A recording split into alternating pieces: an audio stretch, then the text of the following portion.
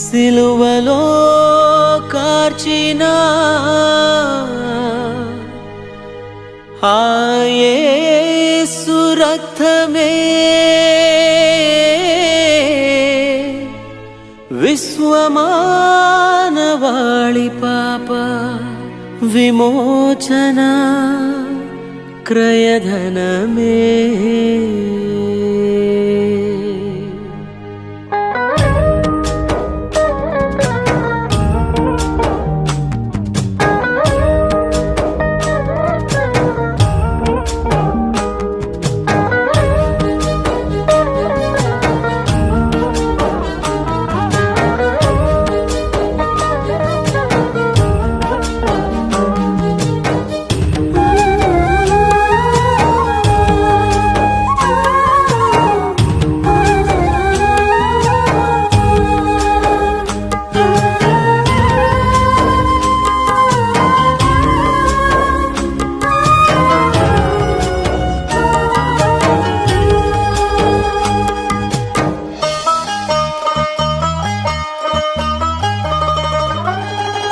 సిలువలో కార్చిన ఆ యేసు రక్తమే విశ్వమానవాళి పాప విమోచన క్రయధనమే.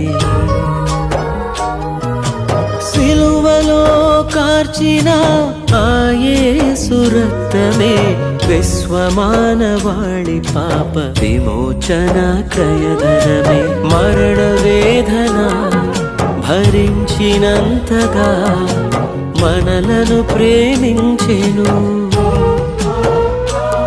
తన ప్రాణాన్ని మన కొరకు అర్పించెను. మరణ వేదన భరించినంతగా మనలను ప్రేమించెను, తన ప్రాణాన్ని మన కొరకు అర్పించెను. సిలువలో కార్చిన ఆ యేసు రక్తమే విశ్వమానవాళి పాప విమోచన క్రయధనమే.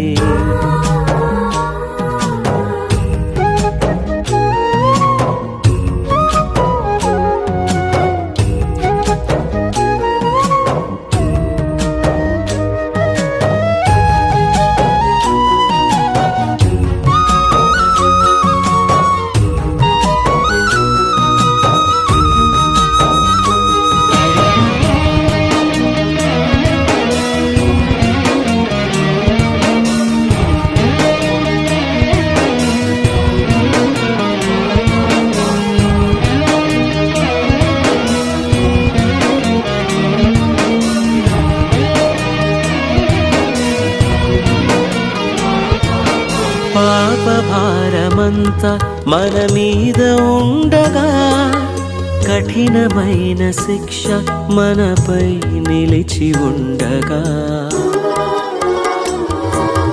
పాప భారమంతా మన మీద ఉండగా కఠినమైన శిక్ష మనపై నిలిచి ఉండగా. మన పాప శాపమంతా వీపు పైన మోసి, మన పాప శాపమంతా వీపు పైన మోసి మనకు బదులుగా ఆ యేసుని ప్రేమ సిలువకెళ్ళెను.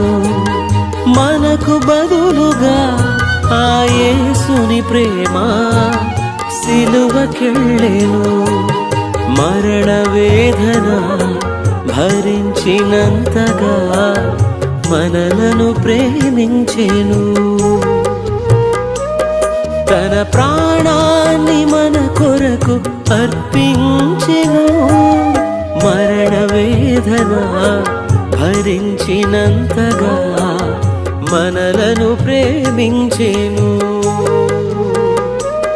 తన ప్రాణాన్ని మన కొరకు అర్పించెను. సిలువలో కార్చిన ఆ యేసు రక్తమే విశ్వమానవాళి పాప విమోచన క్రయధనమే.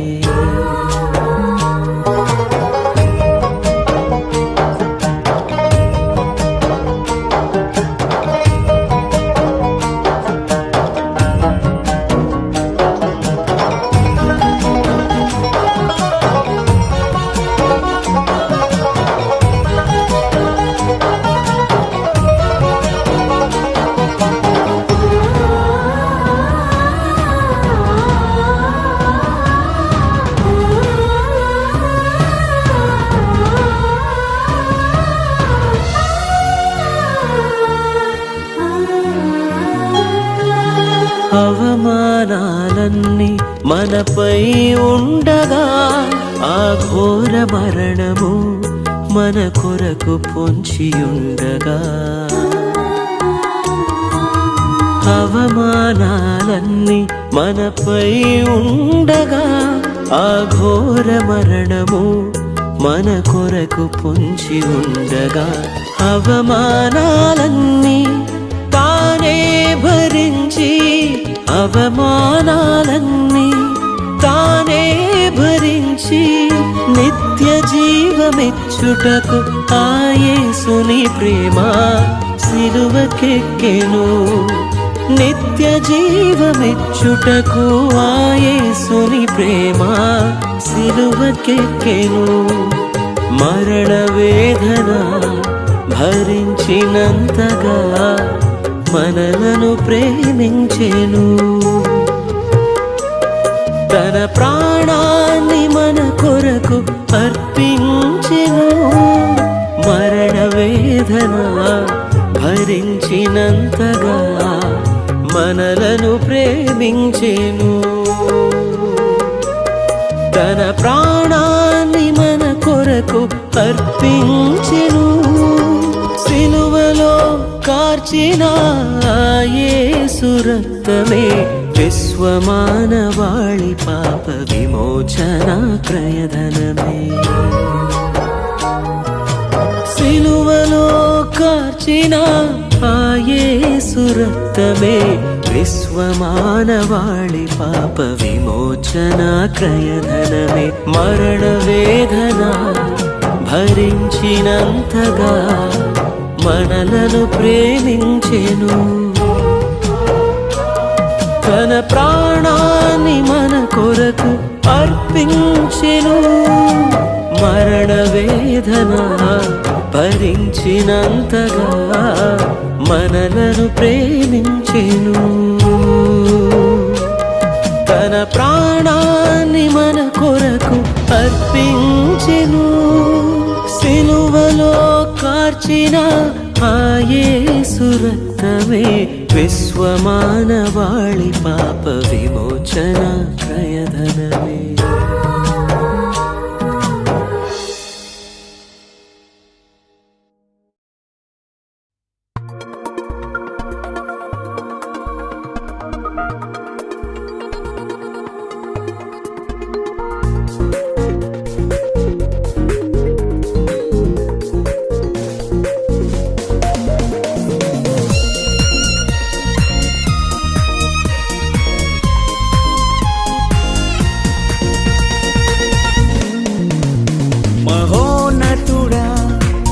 వాక్యము ఎంతో బలమైనది మహాగణుడా నీ ఉద్దేశము ఉన్నతమైనది మహోన్నతుడా నీ వాక్యము ఎంతో బలమైనది మహాగణుడా నీ ఉద్దేశము ఉన్నతమైనది బ్రతుకును మార్చునది రక్షణనిచ్చునది బ్రతుకును మార్చునది రక్షణనిచ్చునది బ్రతికింపచేయునది పూజింపదగినది బ్రతికింపచేయునది పూజింపదగినది నీకే ఆరాధన నీకే స్తోత్రార్పణ నీకే హృదయార్పణ నీకే నా యేసయ్యా మహోన్నతుడా నీ వాక్యము ఎంతో బలమైనది మహాగణుడా నీ ఉద్దేశము ఉన్నతమైనది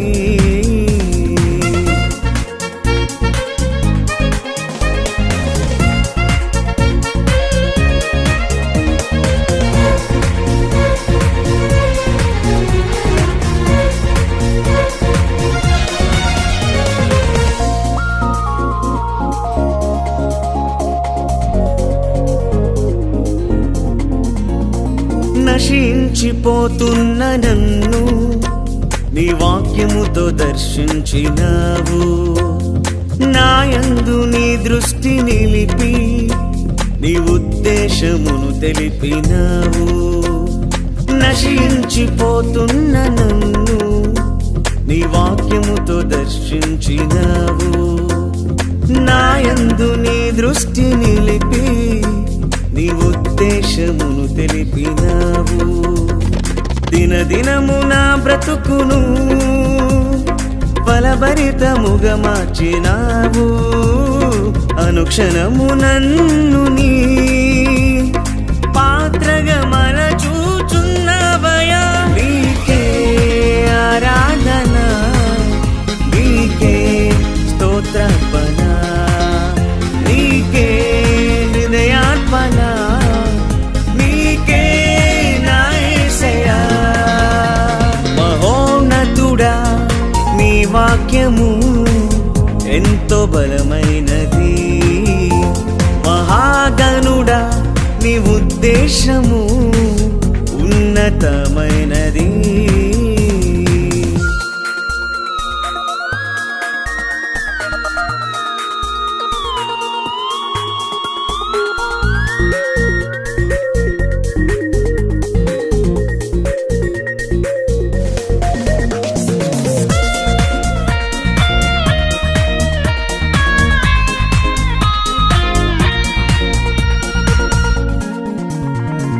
నా నోటని శ్రేష్టమైన స్తుతి కీర్తనలు పాడుచు నీ సన్నిధిలో నేను నిరతం నీ మాటలను ధ్యానించుచు.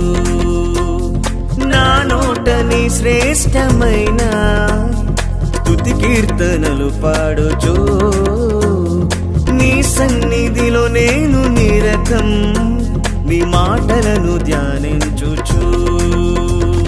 దినదినము నీ ప్రేమకై కృతజ్ఞతలు చెల్లించుచు. ఇక నా బ్రతుకు దినములన్నీ నీ సాక్షినయుందునయా. నీకే ఆరాధన, నీకే స్తోత్రార్పణ, నీకే హృదయార్పణ, నీకే నా యేసయ్యా. మహోన్నతుడా నీ వాక్యము ఎంతో బలమైనది. మహాగణుడా నీ ఉద్దేశము ఉన్నతమైనది. మహోన్నతుడా నీ వాక్యము ఎంతో బలమైనది. మహాగణుడా నీ ఉద్దేశము ఉన్నతమైనది. బ్రతుకును మార్చునది, రక్షణనిచ్చునది. బ్రతుకును మార్చునది, రక్షణనిచ్చునది. బ్రతికింపచేయునది, పూజింపదగినది. బ్రతికింపచేయునది, పూజింపదగినది. నీకే ఆరాధన, నీకే స్తోత్రార్పణ, నీకే హృదయార్పణ, నీకే నా యేసయ్యా.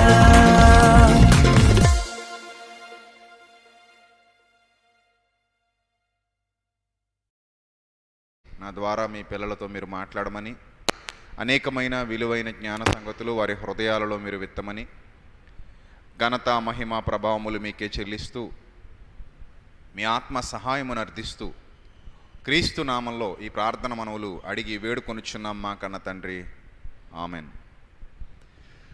ప్రియులైన దేవుని ప్రజలారా, మానవుడు అనగానే శరీరము ఆత్మల కలయిక, ఈ సంగతి మనందరికీ తెలుసు. దేవుడు మనల్ని నేలమంటితో నిర్మించాడు. మన పితరుణ్ణి నేలమంటితో నిర్మించి వాని నాసికారంధ్రములలోనికి జీవవాయువును ఓదగా నరుడు జీవాత్మ అయిను అని మనం చదువుకుంటున్నాం. ఈరోజు మనం సజీవుల లెక్కలో ఉన్నాం. అంటే ఆత్మ దేహము ఏకమై ఉన్నాయి. నా ఆత్మ నా దేహము ఏకమై ఉన్నాయి గనుక నేను సజీవుల లెక్కలో ఉండి ఈ భూమి మీద ఉనికి కలిగి నా పనులు నేను చేసుకోగలుగుతున్నాను. ఇక్కడ మనం గమనించవలసినటువంటి ప్రధానమైన విషయం ఏంటంటే, దేవుడు ఈ దేహాన్ని మనకిచ్చినప్పుడు, ఈ దేహములో మనం నివసిస్తున్నప్పుడు ఈ దేహం మీద సర్వాధికారాలు మనకిచ్చాడు అన్న సంగతి మనందరికీ తెలుసు. ఈ దేహం మీద సర్వాధికారాలు మనకిచ్చాడు. సర్వాధికారాలు ఇచ్చినటువంటి దేవుడు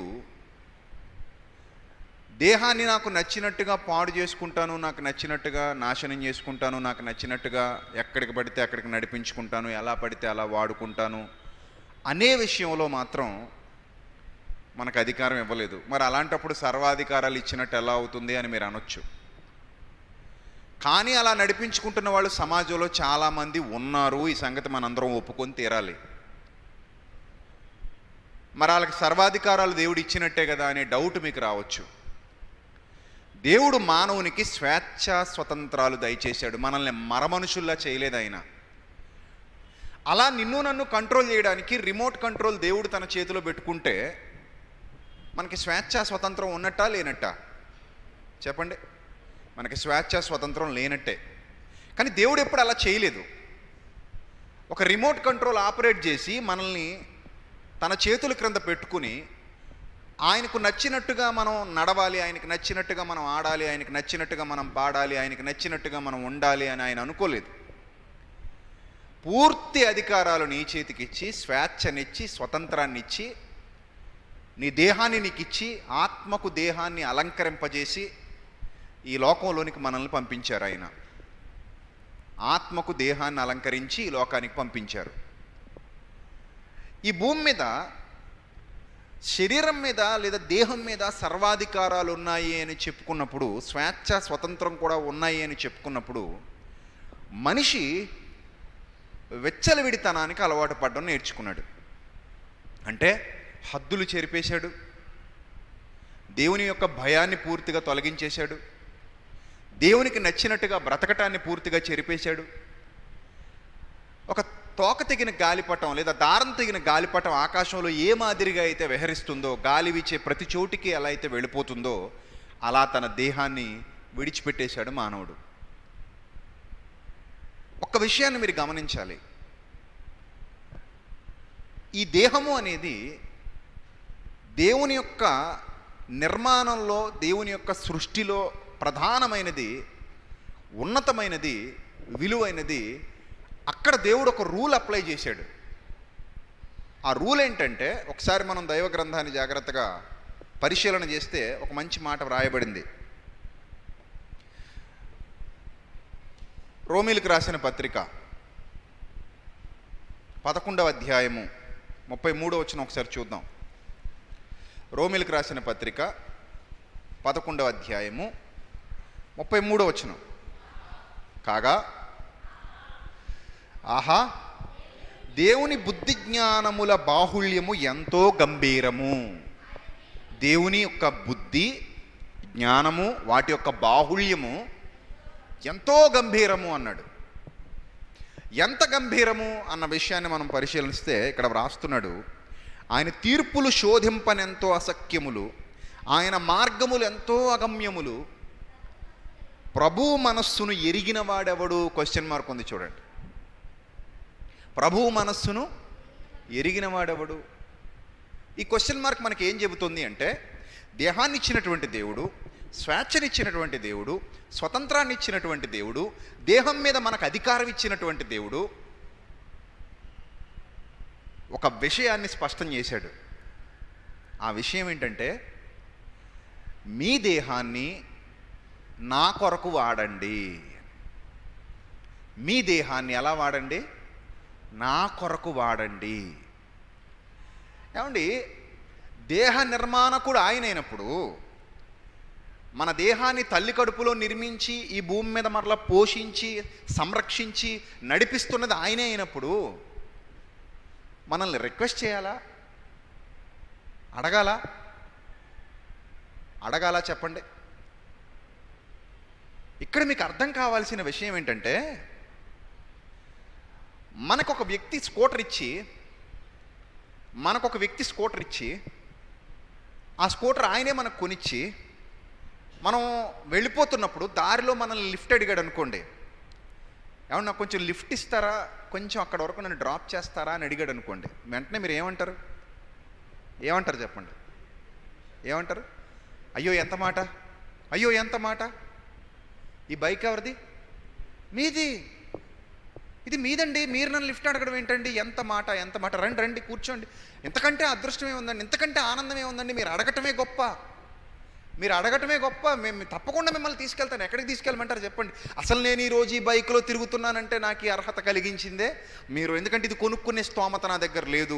మీ అంతటి మీరుగా ₹1,00,000 ఖర్చు పెట్టి నా కోసం ఈ బైక్ గిఫ్ట్గా ఇచ్చి నన్ను వాడుకోమని, మీ బైక్ నాకు ఇచ్చేసి నన్ను వాడుకోమని చెప్పేశారు. నేను హ్యాపీగా ఈ బైక్ని నేను ఏం చేసుకుంటున్నాను, యూజ్ చేసుకుంటున్నాను. ఈ సమయంలో మీరు వచ్చి నన్ను లిఫ్ట్ అడుగుతారా? జస్ట్ లిఫ్ట్ అడుగుతారా? ఇవ్వకపోతే మన మనస్సాక్షి మనల్ని ఏం చేస్తుంది? గిల్టీగా ఫీల్ అవుతాం. ఆయన బైక్ ఆయింది కాబట్టి ఆయన ఎప్పుడైనా మన దగ్గర నుంచి తీసేసుకోవచ్చు. అది మనది కాదు అన్న రియలైజేషన్ ఉంటుంది మనకి కదా. మనం రియలైజ్ అయ్యి ఉంటాం. ఎలా? మనలో ఆ అవేర్నెస్ ఉంటుంది. ఎలా అంటే, ఇది నాది, యాక్చువల్లీ దీని మీద నాకు అధికారం లేదు, ఇది నాది కాదు, ఈ బైక్ నాది కాదు, ఈ బైక్ మీద నాకు సర్వాధికారాలు లేవు, ఇది కేవలం ఆయనది. ఆయనంతటా ఆయన వచ్చి నన్ను లిఫ్ట్ అడిగాడు. దాన్ని మనం ప్రౌడ్గా ఫీల్ అవుతాం. అది మనం చేయటానికి చాలా హ్యాపీగా ఫీల్ అయ్యి చేస్తాం. ఆయన డ్రాప్ చేయాలి అంటే అది మన బాధ్యతగా ఫీల్ అవుతాం. చాలా హ్యాపీగా డ్రాప్ చేస్తాం. డైలీ డ్రాప్ చేయమన్నా కానీ టైం ఇచ్చి మరి ఏం చేస్తాం? డ్రాప్ చేస్తాం. తర్వాత మన పనులు మనం చూసుకుంటాం. డైలీ 8కి నన్ను వచ్చి డ్రాప్ చేసి నీ పన్ను చూసుకొని ఆయన అన్నారు అనుకోండి, ఆయన ఖచ్చితంగా మనం 8 కల్లా ఏం చేస్తాం? వెళ్తాం, ఆయన్ని తీసుకుంటాం, ఎక్కించుకుంటాం, ఆయన ఎక్కడ డ్రాప్ చేయాలి అక్కడ డ్రాప్ చేస్తాం, వచ్చేస్తాం. లైక్ ఏ కార్ అయినా బైక్ అయినా ఏదైనా సరే. ఇలాంటి మనస్తత్వం ఉండదా చెప్పండి? ఖచ్చితంగా ఉంటుంది కదా. అలా చేయకపోతే గిల్టీ ఫీల్ అవుతాం కదా. రైట్. ఇప్పుడు దేవుని బుద్ధి జ్ఞాన బాహుల్యములు ఎంత గంభీరములు అన్న పదప్రయోగాలు భక్తుడు ఎందుకు చేస్తున్నాడంటే, this body belongs to God. ఈ బాడీ ఎవరిది? దేవునిది. అయినా కూడా ఆయన మనల్ని రిక్వెస్ట్ చేసి అడుగుతున్నారంటే అక్కడ మనకు ఆయన జ్ఞానం అర్థం కావాలి, దాని వెనక ఆయన ప్రేమ అర్థం కావాలి, దాని వెనక ఆయన కృప అర్థం కావాలి, ఆయన కరుణ అర్థం కావాలి. మనం రియలైజ్ అవ్వాలి. వెంటనే మనం ఎంత మాట ప్రభువా, అలా అడగొద్దు ప్రభువా, ఇది నీది ప్రభువా అనాలని ఆయన ఎదురు చూస్తున్నాడు. నీలో ఆ రియలైజేషన్ ఉందా లేదా అని చూస్తున్నాడు ఆయన. చెక్ చేస్తున్నాడు నిన్ను, నీలో ఉందా లేదా ఆ రియలైజేషన్ అని. కానీ ఈరోజు చాలామంది రియలైజ్ అవుతున్నారా చెప్పండి? ఉన్నారా అలాగా? నో. ఈ ప్రపంచం అలా ఉంటే దైవికంగా ఎప్పుడో ఆనందకరమైన స్థితిలో, సంతోషకరమైన వాతావరణంలో మనం ఉండేవాళ్ళం. కానీ మన చుట్టూ ఉన్నటువంటి పరిస్థితులు గందరగోళంగా ఉన్నాయి అంటే కారణం ఆ రియలైజేషన్ లేదు మనిషిలో. అసలు ఆయన అడగాలా చెప్పండి? ఆయన అడగాల మనల్ని, కానీ అడుగుతున్నారు. అందుకే ఇక్కడ ఏమంటున్నారంటే భక్తుడు, ప్రభు మనస్సు ఎరిగిన వాడెవడు అన్న పదప్రయోగం చేయబడింది. చదవండి మళ్ళీ. ప్రభు మనస్సు ఎరిగిన వాడెవడు, ఆయనకు ఆలోచన చెప్పిన వాడెవడు. అంతే కదా. ఆయనకి ఎవరు ఆలోచన చెప్పగలరు? ఎవరు ఆయన మనస్సు ఎరిగే స్థితిలో ఉన్నారు? ఎవరు ఆయన అర్థం చేసుకుంటున్నారు? ఇక మరో మాట, తర్వాత మాట, ముందుగా ఆయనకిచ్చి ప్రతిఫలము పొందగలవాడెవడు. ఇది ఇంకా అద్భుతమైన మాట. ఈరోజు చాలామంది ఏం చెప్తున్నారంటే, అంటే సోకాల్డ్ స్పీకర్స్ ఏమని చెప్తారంటే, మీరు ఇస్తుంటే ఆయన మీకు ఇస్తూ ఉంటాడు, ఇచ్చి తీసుకోండి ఆయన దగ్గర. దానికి కూడా కొన్ని రెఫరెన్సెస్ యాప్ట్ అవుతున్నాయి. అవి మనం అర్థం చేసుకోవడంలో ప్రాబ్లం. యాక్చువల్ ఇక్కడ మనం గమనించవలసినటువంటి విషయం ఏంటంటే, నేను ఇచ్చి ప్రతిఫలం పొందట్లేదు. ఇచ్చింది కూడా ఎవరిది? ఆయనదే. దావీదు గారు అయ్యారు, అలా రియలైజ్ అయ్యారు. దావీదు గారు ఏమంటారంటే, ఆయన ఈ భూమి మీద మాదంటూ ఏది లేదు అన్నారు ఆయన. ఒకవేళ ప్రభువా నీ పనికి నేను ఇచ్చినప్పటికీ, నీ పనికి నేను ఖర్చు చేసినప్పటికీ, నీ పనికి నా దగ్గర ఉన్నది నేను సమర్పించినప్పటికీ, ఒకవేళ కానుకగా దానిని కూడా నీ దగ్గరే నేను పొందుకున్నాను తప్ప అది నాది కాదు, నీదే నీకు ఇచ్చామన్నాడు. అది వండర్ఫుల్ రియలైజేషన్ అంటే. నీదే నీకు ఇచ్చాం, నాది కాదన్నాడు. ఇక్కడ అదే విషయాన్ని భక్తుడు ప్రస్తావిస్తున్నాడు. ఏమనంటే ముందుగా ఆయనకిచ్చి ప్రతిఫలము పొందగలవాడు ఎవడు? ఆయన మూలముగాను. సూపర్ అండి, ఓడి చాలా బాగుంటుందండి. ఆయన మూలమునను, ఆయన ద్వారాను, ఆయన నిమిత్తమును సమస్తము కలిగి ఉన్నవి. మళ్ళీ చదవండి ఆ మాట, అందరూ చదవండి. నెక్స్ట్ అందులో మీ దేహం ఉందా లేదా చెప్పండి. అందులో మన దేహం ఉందా లేదా చెప్పండి. ఉందా లేదా? ఉందంటారా? దానికి ఎక్సెప్షన్ అంటారా? లేదండి, దేహానికి ఎక్సెప్షన్ అండి, దానికి ఒక్కదాన్ని పక్కకు తప్పించాలండి. దేహం లేదండి అంటామా మనం? దేహం ఉంది అన్న విషయం మీకు అర్థమైతే ఇప్పుడు ఒక మాట మళ్ళీ చదువుదాం. ఆయన దేహము, మన దేహము ఆయన మూలమునను, ఇలా చదవండి, మన దేహము ఆయన మూలమునను, ఆయన ద్వారాను, ఆయన నిమిత్తమును కలిగి ఉన్నది. క్లియర్. సరిగా విభజించి ఉపదేశిస్తున్నాను మీకు. సమస్తమును అనగానే అందులో నీ దేహం నా దేహం కూడా ఉన్నాయి. ఇప్పుడు దాన్ని క్లియర్గా అర్థం చేసుకుంటే నా దేహము ఆయన మూలమునను, ఆయన ద్వారాను, ఆయన నిమిత్తమును కలిగి ఉన్నది. అర్థమవుతుందా? అంటే మనకివ్వబడినటువంటి శరీరం ఏదైతే ఉందో ఆయన మూలమునను, ఆయన ద్వారాను, ఆయన నిమిత్తమును కలిగి ఉన్నది. ఇప్పుడు అంటున్నాడు దేవుడు, యుగముల వరకు ఆయనకు మన దేహము ద్వారా మహిమ కలుగునుగాక, ఆమెన్ అని. వెంటనే ఏమంటున్నాడు అంటే కాబట్టి. కానీ పైన క్రింద ఉన్న లింక్ మనం మిస్ అవ్వకూడదు. అందుకే బైబిల్ చదివేటప్పుడు సందర్భానుసారంగా చాలా జాగ్రత్త కలిగి చదవాలి. ఇప్పుడు లింక్ ఉందా లేదా? పై మాటకి కింద మాటకి ఉంది. ఇంత చెప్పాడు కాబట్టి బికాస్ అన్నాడంటే అర్థం ఏంటి? బికాస్ అన్నాడంటే ముందేదో చెప్పాడు. సో కాబట్టి ఇదంతా మీకు అర్థమయ్యింది. కాబట్టి ఆయన మూలమునను, ఆయన ద్వారాను, ఆయన నిమిత్తమును మీ దేహము కలిగి ఉన్నది అన్న విషయం మీకు అర్థమైంది. కాబట్టి ప్రభు మనస్సు ఎరిగిన వాడెవడు అనే విషయం మీకు అర్థమైంది. కాబట్టి ఆయనకు ముందుగా ఆలోచన చెప్పిన వాడెవడు అనే విషయం మీకు అర్థమైంది. కాబట్టి ముందుగా ఆయనకిచ్చి ప్రతిఫలము పొందగలవాడెవడు అనే విషయం మీకు అర్థమైంది. కాబట్టి ఇప్పుడు ఏం చెప్తున్నాడంటే కాబట్టి సహోదరులారా, పరిశుద్ధమును దేవునికి అనుకూలమునైన సజీవ యాగముగా మీ శరీరములను ఆయనకు సమర్పించుకొనుడని దేవుని వాత్సల్యమును బట్టి మిమ్మును బతిమాలు కొనుచున్నాను అన్నాడండి. చూసారా? మీ శరీరాన్ని ఆయనకు సమర్పించండి. కాబట్టి మీ శరీరమును ఆయనకు సమర్పించండి. నా శరీరాన్ని నేను ఎందుకు సమర్పించాలి అనే క్వశ్చన్ నా దగ్గర లేదు. ఇంత చదివాక నాకు ఆ క్వశ్చన్ వస్తుందా? నో, రాదు. ఎందుకు రాదు అంటే నా శరీరము నాకు ఆయన మూలమునను, ఆయన ద్వారాను, తర్వాత ఆయన నిమిత్తమును ఇవ్వబడింది. నా దేహాన్ని, ఆత్మను ఆయన జత చేయటంలో ప్రధానమైన ఉద్దేశం ఏంటంటే నేను ఈ భూమి మీద ఆయన కొరకు ఒక చరిత్ర సృష్టించాలి. నేను ఒక చరిత్ర సృష్టించాలి, ఆయన కొరకు సృష్టించాలి, ఆయన కొరకు నేను బ్రతకాలి. ఆయన ఉద్దేశాలు నేను ఈ దేహంలో ఉండి నెరవేర్చాలి. ఆయన ఉద్దేశానుసారంగా నేను ఈ భూమి మీద బ్రతికి చూపించాలి. ఇది దేవుడు నా పట్ల కలిగి ఉన్నటువంటి ప్రణాళిక. ఇప్పుడు మీ దేహాలు వెలుగుమయంగా ఉండాలి అనుకోండి, దేవుని వాక్యానికి మీ దేహాన్ని జత చేసేయాలి. మీ దేహాలు చీకటిమయంగా మారిపోవాలనుకోండి, లోకానికి మీ దేహాన్ని జత చేసేయాలి. మనము క్రీస్తు న్యాయపీఠము ఎదుట ప్రత్యక్షం కావాలట. మన దేహముతో జరిగించిన వాటి విషయమై అవి మంచివైనను చెడ్డవైనను మనమందరము ఎక్కడ ప్రత్యక్షం కావాలి అన్నాడు? క్రీస్తు న్యాయపీఠం ఎదుట ప్రత్యక్షం కావాలి గనుక మీ దేహముతో దేవుణ్ణి మహిమపరచండి అన్నాడు. ఇది ప్రభువుకు కావాలి అని చెప్తున్నాడు, ఇది ప్రభువు కొరకే అని చెప్తున్నాడు. కానీ చాలామంది రియలైజ్ అవ్వలేదు. అదేంటండి నేను ఒప్పుకోనండి, నేను నా దేహాన్ని ప్రభువుకి ఇవ్వనండి, నేను నా దేహాన్ని ప్రభువుకి ఇవ్వనండి అంటే ఒక గిల్టీ ఫీలింగ్ మీకు వస్తుంది. ఏంటా గిల్టీ ఫీలింగ్ అంటే, నేను ఇవ్వను అంటున్నావంటే ఒక వ్యక్తి నీకు బైక్ కొనిచ్చాక లేదా ఒక వ్యక్తి నీకు కారు కొనిచ్చాక అసలు నేను ఇవ్వనయ్యా నేను ఎక్కించుకొని దీని మీద అంటే ఏమైనా బాగుందా? నువ్వు నా కారు ఎక్కడానికి వీల్లేదన్నావు అనుకో, కారు ఎవరి పేరు మీద రిజిస్టర్ అయింది? ఆయన పేరు మీద రిజిస్టర్ అయింది. నువ్వు నా బైక్ ఎక్కడానికి వీల్లేదన్నావు అనుకో, బైక్ ఎవరి పేరు మీద రిజిస్టర్ అయింది?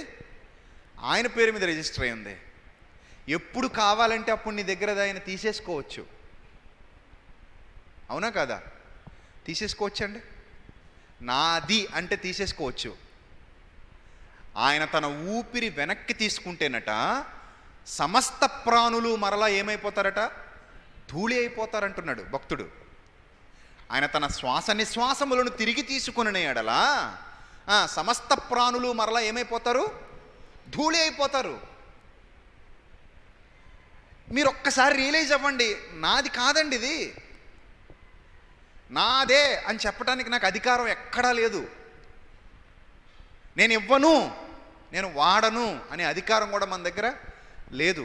ఎందుకంటే ఈ బాడీ, ఈ శరీరము అనేది ఆయనే ఇచ్చాడు, ఆయన ద్వారానే సృజింపబడింది, ఆయన మాత్రమే దీన్ని వెనుకున్నాడు. ఎప్పటికీ కూడా లోపల మెషినరీ ఎలా పనిచేస్తుందో మనకి ఏం తెలియదు కదా. ఇది ఒక వండర్ఫుల్ మెషిన్. ఇది ఒక మెషిన్ అండి. మన బాడీ లైక్ ఏ మెషిన్.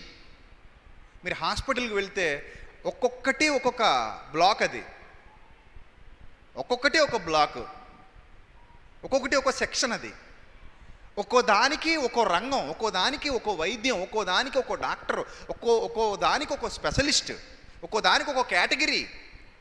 అన్ని కేటగిరీలు ఒకటి కావు. హార్ట్కి సంబంధించి ఒక స్పెషల్ కేటగిరీ, కిడ్నీస్కి సంబంధించి అదో స్పెషల్ కేటగిరీ, లంగ్స్కి సంబంధించి అదో స్పెషల్, మళ్ళీ నరాలకి సంబంధించి అది స్పెషల్, మళ్ళీ ముక్కు, చెవు, గొంతు దానికి మళ్ళీ స్పెషల్, ఐ అయితే మళ్ళీ ఐకి మళ్ళీ స్పెషల్, బ్రెయిన్కి అయితే మళ్ళీ అది స్పెషల్, కాళ్ళు, చేతులు, ఎముకలు, కండరాలు మళ్ళీ అది స్పెషల్. మీరు ఎలా అబ్జర్వ్ చేయండి. మళ్ళీ హెయిర్కి మళ్ళీ స్పెషల్, హెయిర్ క్లినిక్స్ వచ్చేసాయి. అంటే ఒక్కొక్క అవయవానికి ఒక్కొక్క బ్లాక్ ఉంది, ఒక్కొక్క కేటగిరీ ఉంది, ఒక్కో వైద్యుడు ఉన్నాడు, ఒక్కొక్క రంగాన్ని డెవలప్ చేసేసారు వైద్య రంగంలో. ఒక సెక్షన్ అయిపోయింది, అదంతా స్పెషల్ సెక్షన్ కదా. కానీ ఈ మెషిన్ మొత్తాన్ని సెట్ చేసి, ఈ మెషిన్ మొత్తాన్ని కరెక్ట్గా సెట్ చేసి నియమించి ఈ భూమి మీదకు పంపించి చక్కగా నడిపిస్తున్నాడు. చూశారు దేవుడు? అద్భుతకరుడు, ఆశ్చర్యకరుడు, ఆలోచనకర్త. ఆయన దేహాన్ని ఆయనకి ఇవ్వకుండా మనం మన కోసం ఇష్టం వచ్చినట్టు వాడుకోవటం ఎవరికి గిల్టీ ఫీలింగ్ కలగట్లేదు. అయినా కారణం ఏంటంటే ఎవరు రియలైజ్ అవ్వలేదు ఈ దేహం దేవునిది అని. మీకు ఆ రియలైజేషన్ వచ్చేంత వరకు మీకు ఆ గిల్టీ ఫీలింగ్ కూడా కలగదు. ఈ దేహం దేవునిది అనే సంపూర్ణమైన భావనలోనికి మనం ఎప్పుడు వెళతామో అప్పుడు మనం ఈ దేహాన్ని ఇష్టం వచ్చినట్టు పాడు చేయలేం, ఇష్టం వచ్చినట్టుగా చేయలేం మనం. ఎందుకంటే ఇది ఎవరిది? దేవునిది. నేను జాగ్రత్తగా వాడాలి. నేను ఎలా వాడాలి? జాగ్రత్తగా వాడాలి. మనం ఎవరింటికైనా అద్దెకి వెళ్ళాం అనుకోండి, అద్దెంట్లో ఉన్నంతసేపు మనం ఎలా ఉంటాం? అమ్మో జాగ్రత్తగా ఉపయోగించాలి, ఇల్లు మాది కాదు. ఒకవేళ నేను ఇంటిని పాడు చేస్తే యజమానికి నేనేం చెప్పాలి? లెక్క చెప్పాలి. అవునా కదా? అది రియలైజేషన్. అందుకే వాళ్ళు గోడకు మేకులు కొట్టొద్దు అంటారు, ముందుగా చెప్తారు. గోడకు మేకులు కొట్టొద్దు, ఇష్టం వచ్చినట్టు గోడల మీద మీరు ఎలాంటి పెయింట్లు వేయొద్దు, తలుపుల మీద మీరు ఎలాంటి పోస్టర్లు అంటించొద్దు, గోడల మీద మీరు ఎలాంటి పోస్టర్లు అంటించొద్దు కదా. ఎవరైనా ఇల్లు అద్దెకిస్తున్నప్పుడే ఇన్ని రూల్స్ చెప్తున్నారు కదా. ఇది మీరు రియలైజ్ అయితే దేవుడు మనకి దేహాన్ని ఇచ్చాడు ప్రియులారా. ఈ దేహాన్ని ఇచ్చి మరలా అడుగుతున్నాడు. అడగాల అంటే అడగాలి, అడిగితేనే ఆయన ప్రేమ ఏంటో నీకు అర్థమవుతుంది. అప్పుడు నువ్వు అనాలి అడగాల ప్రభువా అని, నువ్వు రియలైజ్ అవ్వాలి. అడగాల ప్రభువా, అదేంటి ప్రభువా మీరు అడగడం ఏంటి ప్రభువా, నన్ను మీరు అడగడం ఏంటి ప్రభువా, ఇది మీది కాదా ప్రభువా, మీరు అడగాల ప్రభువా అన్న మాట నీ నోట్లోంచి రావాలి. కానీ చాలామంది దగ్గర నుంచి ఆ మాట రావట్లేదు. వస్తుందా చెప్పండి? వస్తుందా? రావట్లేదు. మీరు అడగాల ప్రభువా నన్ను, ఇది మీది కాదా అని ఎవరైనా అంటున్నారా? ఎవ్వరు అంటలేదు. అడగొద్దు ప్రభువా, అడగొద్దు ప్రభువా, మేము ఇవ్వలేం ప్రభువా, మా వల్ల కాదు ప్రభువా. అదేమైనా భారమా? పోని అదేమైనా కష్టమా? కాదు, అదేం కష్టం కాదు. దేవుని కొరకు బ్రతకటం అనేది ఇంకా గొప్ప మేలు మనకి, మన శరీరానికి మేలు. మన ప్రాణాత్మలను మూలుగను కేళ్లను విభజించునంత మట్టుకు దూరుతోంది వాక్యం అంటే, ఆ వాక్యం మనకి ఎప్పుడు బలమే, ఆ వాక్యం మనకి ఎప్పుడు శక్తి. ఆ దేవుని శక్తి మన మీదకి వస్తోంది, మన దేహం మీద దేవుని శక్తి నిలిచి ఉంది అంటే అది ఎంత గొప్ప విషయం, అది ఎంత ఆనందకరమైన విషయం. అది నేను దేవునితో సహవాసం చేస్తున్నాను, నా శరీరము దేవుని యందు ఆనందించుచున్నది అని అంటే అది మనకి ఆరోగ్యకరమైన విషయమే తప్ప అనారోగ్యకరమైన విషయం కాదు. ఇంకో మాట మనం బైబిల్ గ్రంథంలో చూస్తే కొరింథీయులకు రాసినటువంటి మొదటి పత్రిక 6వ అధ్యాయం చూద్దాం. కొరింథీయులకు రాసిన మొదటి పత్రిక, అందరూ కూడా బైబిల్ తెరిచి చూడాలి. కొరింథీయులకు రాసిన మొదటి పత్రిక 6వ అధ్యాయము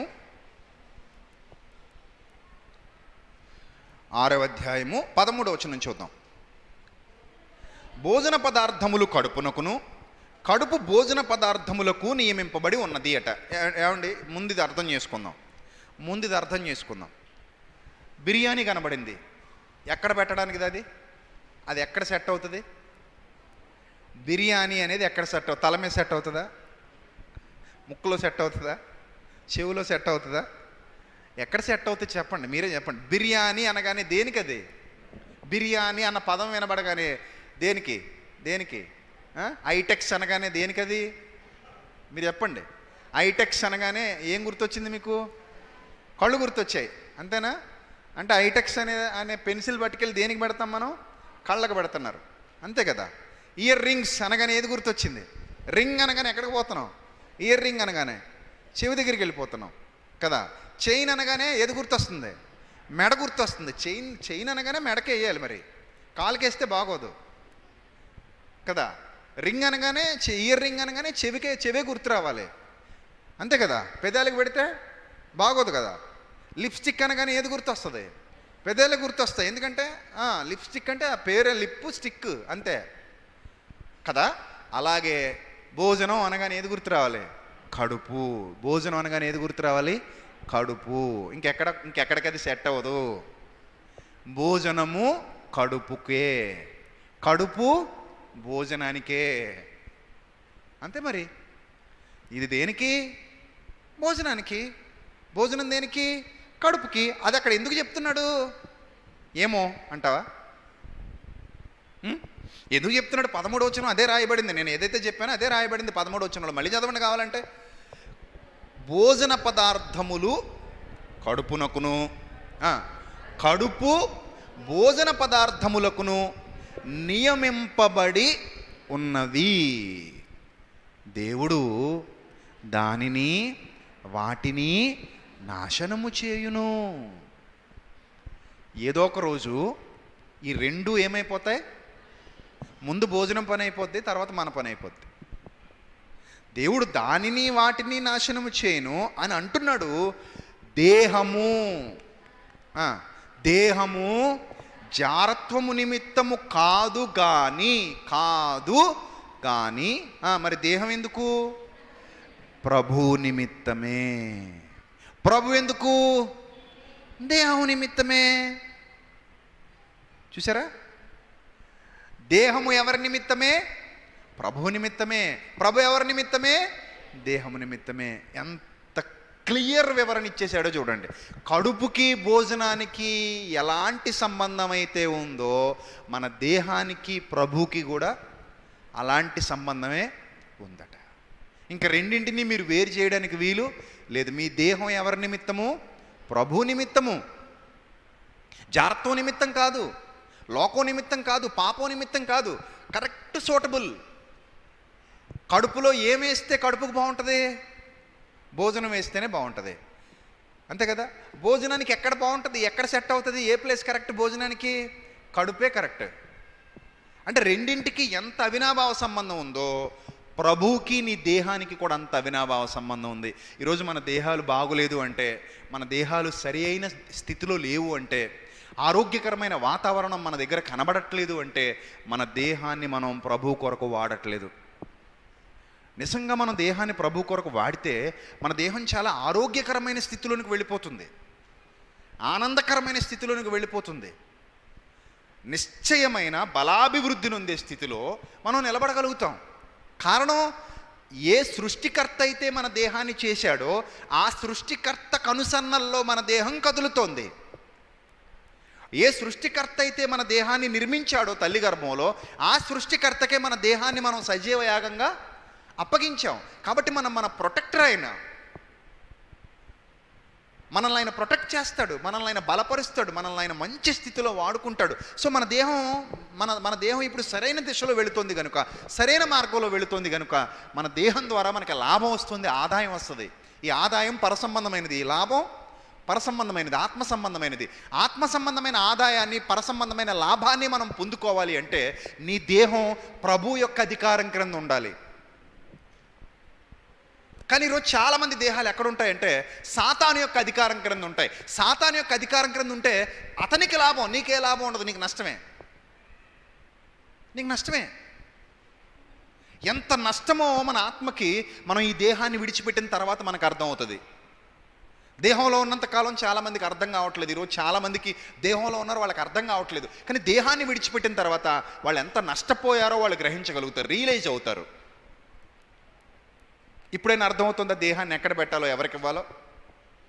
చాలామంది శాతానికి ఇచ్చేశారు. వాడు వాడుకుంటాడు, వాడుకొని వదిలేస్తాడు. వాడుకొని ఏం చేస్తాడు? వదిలేస్తాడు. నష్టపోయేది ఎవరు? నువ్వు, నేనే. మరి అది ఎప్పుడు రియలైజ్ అవుతాం మనం? ఎప్పుడు ఆ సత్యాన్ని గ్రహిస్తాం? ఎప్పుడు మన హృదయాలు వెలిగింపబడతాయి? ఎప్పుడు మనం ఆ కాంతిలో నడుస్తాం? ఈ బోధ ఎంత అవసరమో మీరు ఆలోచించండి. ఈరోజు క్రైస్తవ్యానికి మనం ఆరాధనకు వచ్చామా, కూర్చున్నామా, వెళ్ళిపోయామా అన్నట్టు ఉండకూడదు. అది సరి అయిన క్రమం కాదు. మనం ఒక దేవుని సన్నిధికి ఒక వారం వచ్చామంటే ఒక మెట్టు ఎక్కాలి, బాగా నేర్చుకోవాలి, డెవలప్ అవ్వాలి. దేవునితో బాండింగ్ అనేది ఏర్పడాలి, అది బలపడుతూ ఉండాలి. రోజు రోజుకి మనం దేవునికి దగ్గర అయిపోవాలి. అలాంటి ఒక గొప్ప బాండింగ్ ఏర్పడాలి. సో అలా మనం డెవలప్ అవ్వాలి. మీకు అర్థం కావాలి ప్రియులారా. అందుకే ఎంత స్పష్టంగా మాట్లాడుతున్నాడంటే, మీ దేహములు 15వ వచనం, మీ దేహములు క్రీస్తునకు అవయవములై ఉన్నవని మీరు ఎరుగరా? మీ దేహములు ఎవరికి అవయవాలట? క్రీస్తుకే అవయవాలు. ఆయన వాడుకోవాలి నా దేహాన్ని. అందుకే ఒక మంచి మాట మీ నోటి వెంట ఆయన వినాలనుకుంటున్నాడు. ఆ మాట ఏంటో తెలుసా? ఒక భక్తుడు ఒక పాట రాశాడు. నేను కూడా అలాంటి జానర్లో ఒక పాట రాశాను. దేవా నా జీవితం ఇదిగో నీ సొంతం, ప్రతిక్షణం నీ పనికై అర్పితం. చాలా మంచి పాట, నాకు ఇష్టమైన పాట. యూట్యూబ్లో దాదాపు 25 లక్షల మంది పైచీలకే చూశారు ఆ పాట. 25 లక్షల మంది. మరి అందులో ఎన్ని లక్షల మంది మారు మనసు పొందారో, ఎన్ని లక్షల మంది ఆ సత్యాన్ని అర్థం చేసుకున్నారో, ఆ పాట విని ఎన్ని లక్షల మంది ఆ పాటకు కట్టుబడి ఆ పాట ప్రకారంగా జీవిస్తున్నారో నాకైతే తెలియదు. కానీ యూట్యూబ్లో మన ఛానల్లో 25 లక్షల మంది వాచ్ చేశారు ఆ పాట. ఇంకా చూస్తూనే ఉన్నారు, ఇంకా సంఖ్య పెరుగుతూనే ఉంది రోజు రోజుకి. దేవా నా జీవితం ఇదిగో నీ సొంతం, ప్రతిక్షణం నీ పనికై అర్పితం. అద్భుతమైన పాట. అలాగే ఒక భక్తుడు రాశాడు, ఇదిగో దేవా నా జీవితం ఆపాదమస్తకం నీకంకితం. అది కరెక్ట్. అలా మనం అలా అన్నప్పుడు ఎంత అద్భుతమైన మాట అంటే, అది హృదయపూర్వకంగా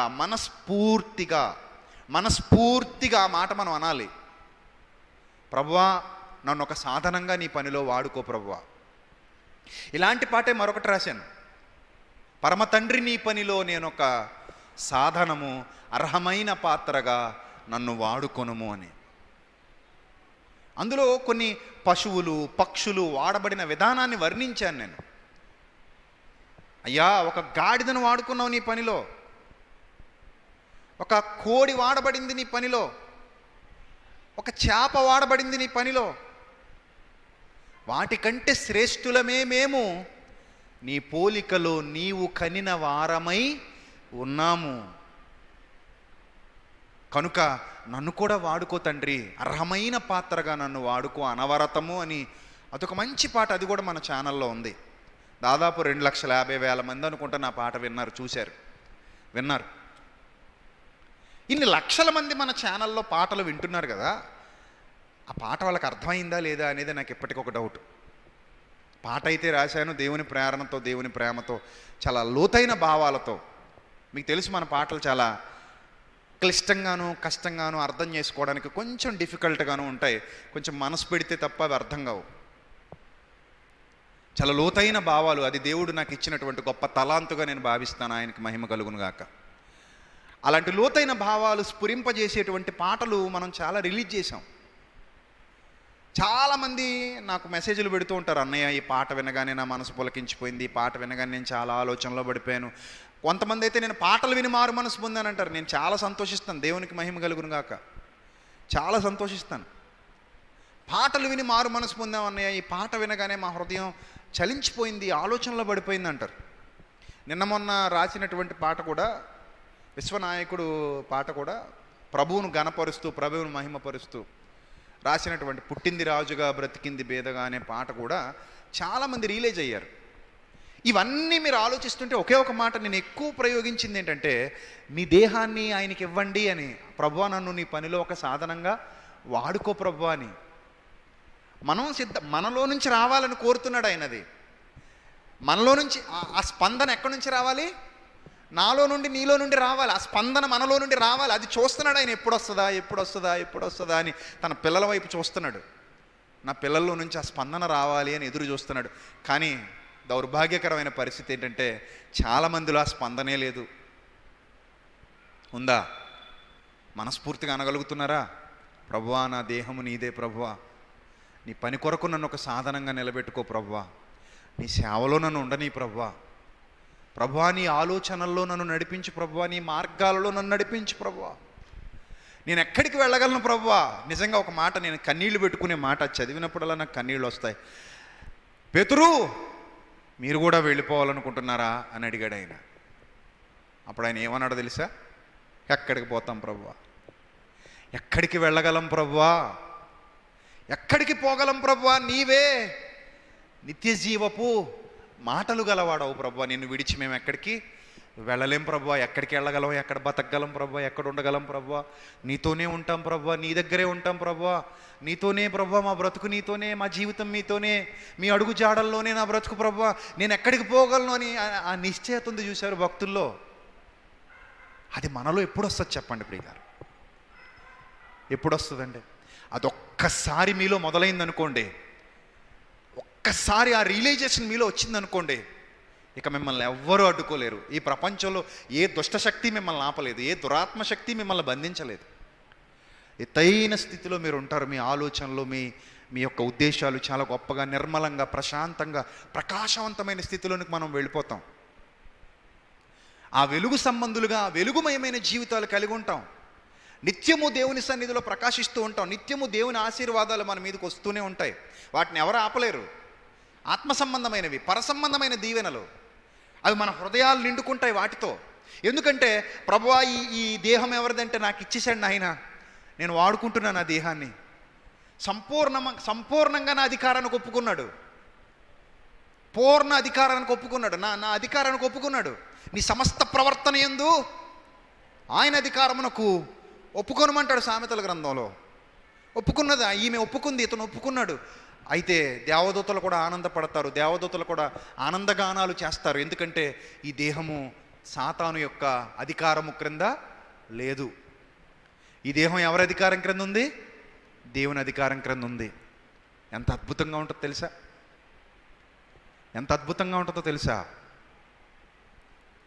నువ్వు ఈ భూమి మీద కదులుతున్న ప్రతిసారి ఆకాశం నుండి నిన్ను చూస్తున్న దేవుడు ఈ లోకంలో ఎందరో సాతాను పక్షానికి వెళ్ళిపోయి నన్ను బాధ పెడుతుంటే నా కుమార్తె మాత్రం నా అధికారం క్రింద కదులుతోంది, నా కుమారుడు నా అధికారం క్రింద నడుస్తున్నాడు, తన దేహాన్ని నా అధికారం క్రింద ఉంచాడని ఆకాశం నుండి నిన్ను చూసి ఎంత సంతోషిస్తాడో మన తండ్రి. ఆకాశం నుండి నరులను పరిశీలిస్తున్నాడు, నిన్ను చూసి ఎంత ఆనంద పరవశుడైపోతాడు, ఎంత సంతోషభరితుడైపోతాడు. ఎప్పుడైనా ఆలోచించావా? ఒకసారి ఆలోచించండి ప్రియులారా. మన దేహము ఎవరి నిమిత్తము? ప్రభు నిమిత్తము. అందుకే ఆ మాట మనం అనాలి, ఇదిగో దేవా నా జీవితం, దేవా నా జీవితం ఇదిగో నీ సొంతం. ఆ పాట నేను ఎంత ఫీల్ అవుతూ రాశానో, ఆ ట్యూనింగ్ కానివ్వండి, ఆ పాట కానివ్వండి, ఎప్పటికీ నేను వింటున్నప్పుడు నా మనసుకు ఏదో తెలియని ఆహ్లాదం, ఏదో తెలియని ప్రేరణ, ఇంకా ఇంకా ఇంకా ఆయన సేవలో వాడబడాలనే ఒక గొప్ప బలమైన సంకల్పం నాలో చోటు చేసుకుంటూ ఉంటుంది. అంతగా నన్ను ప్రేరేపించిన పాటల్లో అది కూడా ఒకటి. అది నేను రాసిన పాట అయినా నాకే పాఠాలు నేర్పిస్తూ ఉంటుంది. రాసిన వాడిని నాకే పాఠాలు నేర్పిస్తుంటే వింటున్న మీకెన్ని పాఠాలు నేర్పించాలి? ఈ సబ్జెక్ట్ మీకు ఎప్పుడూ అర్థమై ఉండాలి. నేను ఆ పాటని మళ్ళీ మీకు బోధిస్తున్నాను, కొత్తగా ఏం బోధించట్లేదు. ఇప్పుడు మీరు వెళ్ళి మళ్ళీ ఆ పాట వినండి యూట్యూబ్లో. ఈ ప్రసంగం మొత్తం మీ కళ్ళ ముందు కదలాడుతుంది, ఈ ప్రసంగం మొత్తం మీ కళ్ళ ముందు తిరుగుతుంది. ఆ పాట ఎప్పుడు విన్నా ఈ ప్రసంగం మీకు గుర్తొస్తూ ఉంటుంది. అంత అద్భుతమైన పాటను దేవుడు మన ముందు ఉంచారు. కాబట్టి ఒకసారి ఆలోచించండి ప్రియమైన దేవుని ప్రజలారా. మన దేహాన్ని దేవుని అధికారం క్రింద పెట్టేస్తే మనకి ఏ ఇబ్బంది ఉండదు కదండి. ఆయనే నడిపించుకుంటారు కదండి. చక్కగా ఆయనే దీవిస్తారు, ఆశీర్వదిస్తారు. ఒక బలమైన సాధనంగా నిన్ను వాడుకుంటారు, ఒక బలమైన దివ్యమైన జ్యోతిగా నిన్ను నిలబెట్టుకుంటారు. మీరు ఆకాశము కింద ఎలా ఉన్నారట? ఈ చీకటి లోకంలో మీరు ఎలా ఉన్నారట? జ్యోతులు వలె ఉన్నారన్నాడు ఆయన. జ్యోతులు. అందరూ తమ దీపాలు ఆర్పేసుకుంటే నువ్వు మాత్రం నీ దీపాన్ని వెలిగించుకున్నావు అంటే నువ్వెంత గొప్పగా దేవుడికి కనబడతావు, నువ్వెంత ఉన్నతంగా దేవునికి కనబడతావు. కాబట్టి ఒక మంచి నిర్ణయం చేసుకుని ఇక్కడి నుంచి వెళ్దాం ప్రియులారా. ఒక మంచి నిర్ణయం చేసుకుందాం. ప్రభువా, ఇన్నాళ్ళు నా దేహాన్ని ఒకవేళ నీ అధికారం క్రింద నుంచి ఉండకపోతే నన్ను క్షమించు ప్రభు అని ఒక్క మాట హృదయపూర్వకంగా అనండి, చాలు, సరిపోతుంది. ఒక్క మాట అనండి అంతే. ప్రభువా, forgive me my lord, my father, forgive me, I'm sorry my lord, I'm sorry my father. ఇన్నాళ్ళు ఒకవేళ నా దేహాన్ని నీ అధికారం క్రింద ఉంచకుండా వదిలేశానేమో నాకు నచ్చినట్టుగా, ఆ స్థితిలో నేను ఉంటే గనుక నన్ను క్షమించు ప్రభువా. ఈ దేహం నాది కాదు ప్రభువా, నీదే ప్రభువా, నీదే.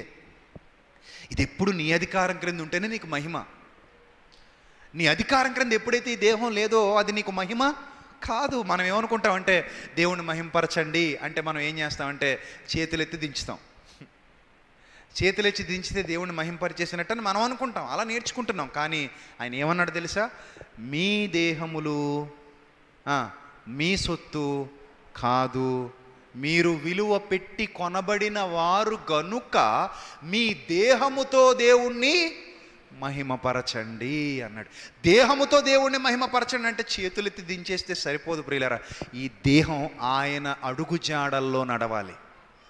ఈ దేహము మీద ఆయన అధికారిగా ఒప్పుకోవాలి.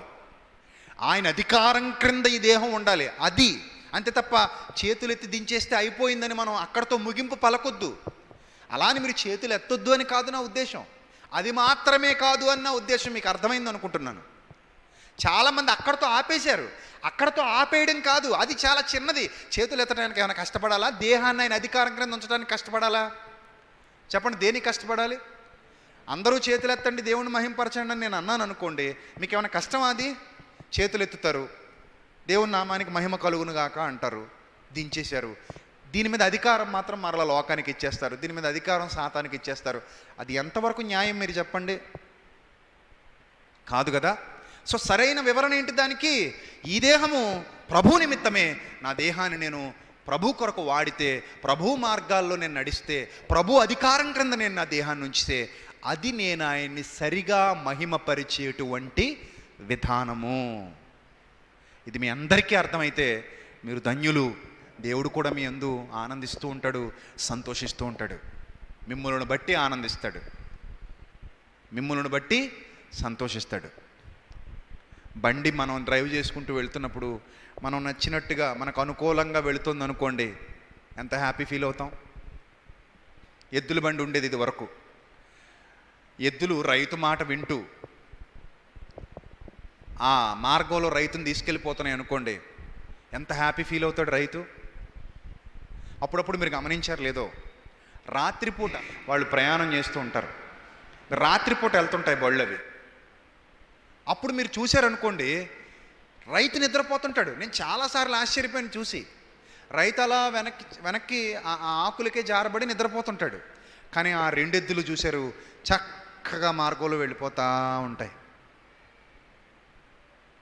మా మధ్యలో మెలకు వచ్చింది అనుకోండి, చూశాడు అనుకోండి, ఎంత హ్యాపీ ఫీల్ అవుతాడండి. అబ్బా, నా ఎద్దులు ఎంత మంచివి. ఇప్పుడు అవే ఎద్దులు గోతులోకి దిగిపోయాయి అనుకోండి, రైతు కూడా గోతులు ఏమవుతాడు, పడిపోతాడు. బండి అందులో పడిపోద్ది, బండి నష్టపోద్ది, రైతు నష్టపోతాడు, రైతుకు దెబ్బలు తగులుతాయి. ఇప్పుడు కాసింత దానా ఎక్కువ పెట్టాలని ఎప్పుడు అనిపిస్తుంది కదా? ఎప్పుడు అనిపిస్తుంది? కాసింత దానా ఎక్కువ పెట్టాలి వీటికని ఎప్పుడు అనిపిస్తుంది? ఆహా, వాటి పని అవి చేసుకుంటూ వెళ్ళిపోతున్నాయి, అవి చక్కగా నడిచిపోతున్నాయి. చక్కగా రైతు ఇష్టపడతాడు వాటిని. నా ఎద్దులు అంటాడు, ప్రేమగా సాకుతాడు. వాటికి ఇంకొస్త దానా ఎక్కువ పెడతాడు, అవసరమైతే ఇంకొంచెం మంచి మంచి మందులు వేయిస్తాడు, ఇంకా వాటికి చాలా సమృద్ధికరమైన వాతావరణాన్ని కల్పిస్తాడు, ప్రేమగా చూసుకుంటాడు. వాటికి దోమలు కొట్టకుండా, ఈ మధ్యకాలంలో అయితే చాలామంది రైతులు పెడుతున్నారు, దోమలు కొట్టకుండా ఫ్యాన్లు కూడా పెడుతున్నారు గేదెలకి కదా. సో అలా అన్నీ చూసుకుంటాడు. ఇప్పుడు ఒక్కసారి ఆలోచించండి, మీరు కూడా అలాగే దేవుని మార్గంలో నడుస్తున్నారు అనుకోండి, మీకు ఏం కొదువై ఉంటుంది? మీకు ఏం లోటు చేస్తాడు ఆయన?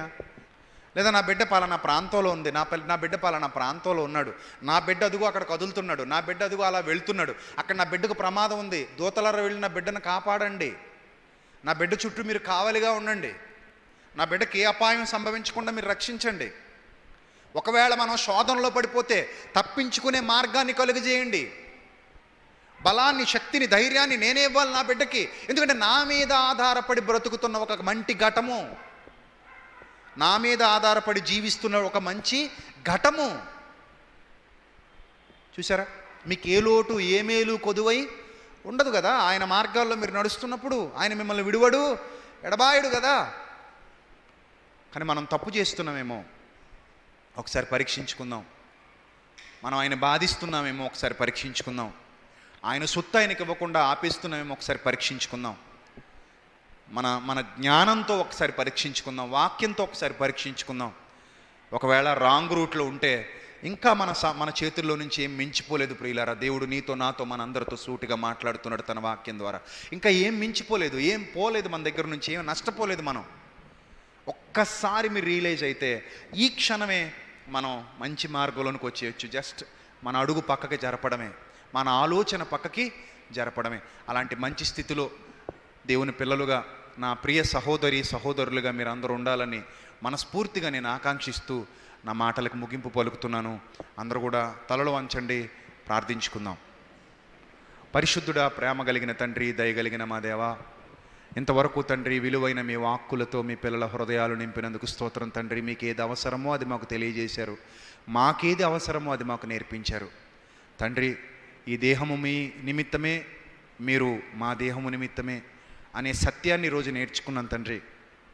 ప్రభా, మా సమస్త ప్రవర్తన యందు మీ అధికారమును ఒప్పుకొనిచున్నాం. ఇదిగో ప్రభా మా జీవితం, దేవా నా జీవితం ఇదిగో నీ సొంతం. ఈ దేహాన్ని మీకు అనుకూలంగా ఉపయోగించుకోండి తండ్రి. మీ మార్గాల్లో మమ్మల్ని నడిపించండి ప్రభా. మీకు ఆయాసకరమైన మార్గం మా ఎందుందేమో దానిని తీసివేయండి తండ్రి. ఎల్లప్పుడూ యోగ్యమైన ప్రవర్తన కలిగి మిమ్మల్ని సంతోషపరిచే సాధనాలుగా, మిమ్మల్ని ఆనందపరిచే దివ్యలుగా లోకం ఎటుపోతున్నా మేము మాత్రం మీ వైపు చూసేవారముగా ఎల్లప్పుడూ ఉండుటకు మాకు సహాయం చేయమని ఘనత, మహిమ, ప్రభావములు మీకే చెల్లిస్తూ ఎల్లప్పుడూ నిత్య జ్యోతులుగా వర్ధిల్లగలిగే భాగ్యాన్ని అనుగ్రహించమని ప్రాధేయపడుతూ ఈ యొక్క మార్గములో మేమందరం ఉండుటకు మా సంఘమును బలపరిచి ఇక్కడ నిలువబెట్టినందుకు మరొక్కసారి కృతజ్ఞతాస్తుతులు చెల్లిస్తూ క్రీస్తు వారి శ్రేష్టమైన అతి పవిత్రమైన నామంలో ఈ ప్రార్థన మనవులు అడిగి వేడుకొనుచున్నాం మా కన్న తండ్రి. ఆమెన్. అందరికీ వందనాలు. May God bless you all. Love you all.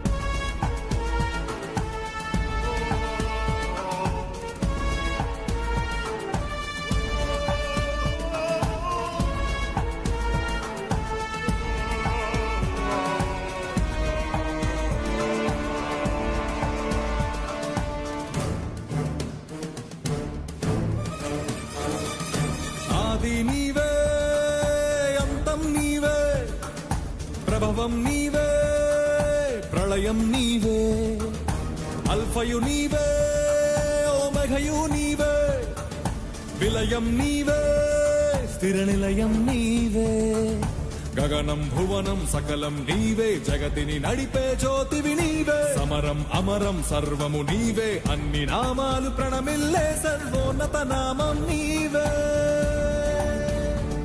సర్వోన్నత నామం నీవే.